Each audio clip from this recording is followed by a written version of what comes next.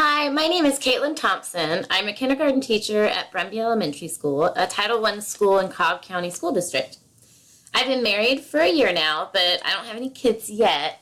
This angel in the picture in the middle here is my darling niece, Cadence. I'm inspired by her in all of my educational and professional conquests because I hope to contribute to improving the state of education in our community for her future and for the future of all my little ones that I work with. As far as a diversity equity issue goes, I don't have to look very far since my school is a perfect example of how culturally diverse and economically disadvantaged students are completely underrepresented in gifted education.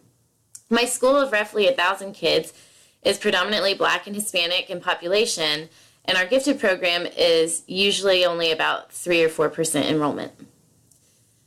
My favorite aspect of engaging diversity and equity issues is what lies in my control. I'm excited and thrilled when I get to apply all that I've been learning in my own classroom by differentiating for my gifted students who are linguistically and culturally diverse.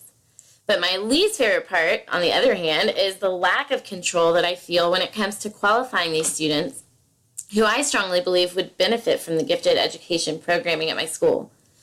I had 3 or 4 students this past year that I felt were shoo-ins for gifted, but being that it is kindergarten, they're often not the best test takers, so not a single one qualified for the next year because of their test scores, even with the creativity and motivation criteria.